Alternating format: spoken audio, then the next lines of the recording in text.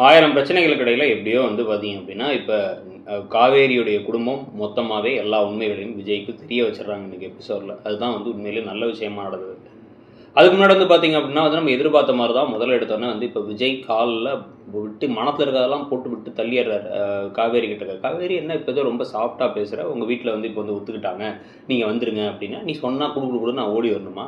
இல்ல நான் இந்த கோயில்ல வச்சு என்ன பேசினேன்? வரவே வராதீங்கன்னேன். கொடைக்கானல்லேருந்து கால் பண்ணும்போது ஆக்ரோஷமா பேசினீங்க. அதான் உனக்கு செட் ஆச்சு. அப்படியே பேச வேண்டியது தானே. ஏன் திடீர்னு இப்போ ரொம்ப அப்படியே பவ்யமா வாங்க வாங்கங்கிற அப்படின்னா, இல்ல எங்க வீட்ல இதுக்கப்புறம் என்ன வந்து கண்டிப்பா எங்க அம்மாவே இங்க இருக்க விட மாட்டாங்க. உன் புருஷன் கூட போயின்னு அனுப்பிடுவாங்க அப்படின்னா, அது உன் பிரச்சனை காவேரி. நான் பல தடவ வந்து நின்னேன். இதுக்கப்புறம் நான் அவன விட்டு ரொம்ப தூரம் தள்ளி வந்துட்டேன். இதுக்கப்புறம் எனக்கு அங்க வரணுங்கிற எண்ணமும் கிடையாது. நான் வரவும் போறதில்ல அப்படின்னு ஃபோன வச்சுடுறாரு. இவங்க உடனே கண்ணெல்லாம் கலங்கி வேற காத்துக்கிட்டு இருக்க உட்காந்துருக்க. வெளில வந்து பார்த்தீங்க அப்படின்னா குமரன், அதுக்கப்புறம் வந்து பாட்டி, கங்கா, அவங்க அம்மா சாரதா எல்லாரும் உட்காந்துருக்கும் பொழுதே பார்த்தா விஜய் வந்து நிற்கிறாரு. ஃபோனை வச்சோன்னே அப்படியே விஜய் வந்து நிற்கிற மாதிரி காமிக்கிறாங்க.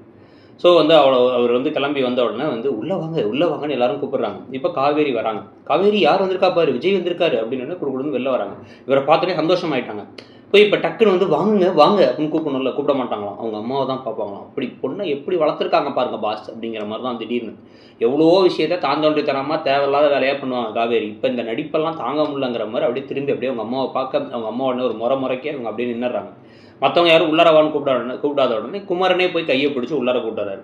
உட்காந்து பேசலாம்னா உட்காந்தெல்லாம் பேச வேணாம் அப்படிங்கும்போது, "காவேரி என்ன இவருக்காக வெயிட் பண்ணிக்கிட்டு இருந்தேன், இப்போ ஒரு மாதிரி இருக்கு" அப்படின்னு பாட்டி கேட்டா, "இல்லை நான் வரமாட்டேன்னு சொல்லிட்டு வந்திருக்கேன்ல, அதனால தான். நானும் கொஞ்சம் என்னை எத்தனை நாள் தான் அலைய விட்டுருப்பா, அதனால தான் அப்படின்னு வந்து பண்ணேன் பாட்டி" அப்படின்னு இவர் சொல்லிட்டு இருக்காரு.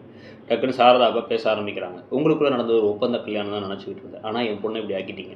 என் பொண்ணு வந்து பார்த்தீங்க அப்படின்னா, நாங்கள் வந்து ஒரு பத்திரமாத்து தங்கமாக வந்து வளர்த்தோம் நாங்கள். அவங்க அப்பா வந்து எப்பயுமே கொஞ்சம் ஜாஸ்தி தான் சொல்லுவார்.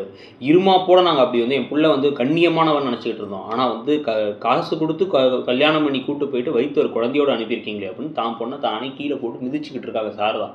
பேசிட்டு அதான் என்னால் தாங்கிக்க முடியல. என்ன இருந்தாலும் ஒரு பொண்ணோட கஷ்டத்தை யூஸ் பண்ணிக்கிட்டீங்க தானே நீங்கள். யூஸ் பண்ணிவிட்டு அவள் வந்து நிற்கும்போது அவளும் ஒத்துக்கிட்டா. ஆனால் அவள் கஷ்டத்தை யூஸ் பண்ணி நீங்கள் ஒப்பந்தம் போட்டது தப்பு தானங்கிறாங்க. அது ஒன்றும் ஒரு நியாயமான பாயிண்ட் தான் அது.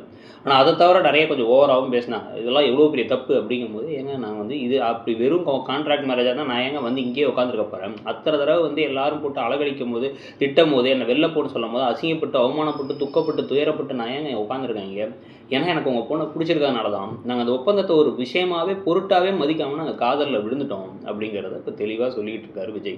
சொன்னதுக்கப்புறமா அவங்க அம்மா திரு திருன்னு முழிச்சு, எவ்வளோதான் இருந்தாலும் நாங்கள் ஏதோ பணத்துக்காக தான் உங்கள் இன்னமும் வந்து நாங்கள் டிவோர்ஸ் கொடுக்காம வெயிட் பண்ணுறோன்னு ஒரு பேச்சு அடிபடுது அப்படின்னா, ஊர் என்ன வேணாலும் பேசுவோம் அப்படின்னா, நாங்கள் பணக்காரங்க மாதிரி கிடையாது, மேம்போக்காக எடுத்துக்க முடியாது, எங்களுக்கும் நிறைய பிரச்சனை இருக்குது அப்படின்னு பேசிகிட்டு இருக்காங்க.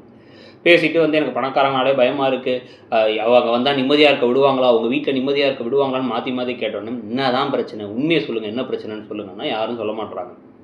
திருன்னு முழிக்கிறாங்க. ஏற்கனவே எனக்கு என் பாட்டி மேலே டவுட்டாக இருக்குது. காவேரி கிட்ட, குமரன் கிட்ட, என் நிவின் கிட்ட கூட கேட்டேன், யாருமே சொல்லலை. நீங்களாச்சும் சொல்லுங்கன்னா, ஒன்றும் இல்லைப்பா, இத்தனை நாளாக நான் விடாமல் இப்போ திடீர்னு வயிற்றில் குழந்தை இருக்குன்னு விட்டால் உங்கள் குடும்பம் தப்பாக நினச்சிக்குமோ நினச்சேன் அப்படின்னு சாரதா சமாளிக்கிறாங்க காவேரியை பார்த்து. "காவேரி நீ பேசாம இரு, எதையோ மறைக்க பார்க்குற, என்னன்னு சொல்லுங்கங்கும் போதே பாட்டி போட்டு உடச்சிட்றாங்க. உன் சித்தியும் பாட்டியும் தான்ப்பா காரணம்ன்ட்டு. உடனே என்னது அப்படின்னா, எல்லாரும் "பாட்டி சொல்லாதன்னா இதுக்கு மேலே என்ன சாரதா, சொல்லிடலாம்" அப்படின்னு பாட்டி சொன்னதுக்கப்புறமா, சாரதா அவங்க வந்து டிவோர்ஸ் கேட்டாங்க. அவங்க வந்து முதல்ல வந்து வந்தாங்க. நாங்கள் அனுப்பிடலான்னு இருந்த அன்றைக்கே அவங்க வந்தாங்கங்கிறாங்க. அப்போ கட் என்ன பண்ணியிருக்கணும்னா, முத நாள் அவங்க வந்ததை போட்டிருக்கணும். சித்தி மட்டும் வந்ததை 2 பேரையும் கேட்டு டிவோர்ஸ் அந்த கட்டை எடுத்து போட்டு விட்டுறாங்க. இது தப்பான கட்டை போட்டுட்டு, அதுக்கப்புறம் வந்து பார்த்தீங்க அப்படின்னா, இன்னொரு நாள் திருப்பி வேறு வந்தாங்க, டிவோர்ஸ் கேட்டாங்க அப்படின்லாம் சொன்ன உடனே இவர் ஷாக் ஆயிடுறாரு. இப்போ இந்த கோபத்தோடு தான் அவர் அங்கே போய் அங்கே பாட்டிக்கிட்ட அன்பை துரத்தி விட்டுட்டு பாட்டிக்கிட்டையும் சித்திக்கிட்டையும் பேச போகிறாரு. இதெல்லாம் பற்றி நீங்கள் என்ன நினைக்கிறீங்க? எப்படியோ உண்மைலாம் தெரிஞ்சிருச்சு இந்த அளவுக்குங்கிறதே நமக்கு கொஞ்சம் மன நிம்மதியாக இருக்குது. அதை பற்றி உங்கள் கருத்து என்னங்கிறத சொல்லுங்கள். அப்படியே மறக்காமல் இடம்பொருள் சேனலையும் சப்ஸ்கிரைப் பண்ணி நம்மளோட இன்னொரு சேனலான இடம்பொருள் நவ்வையும் சப்ஸ்கிரைப் பண்ணுங்கள். தேங்க்யூ.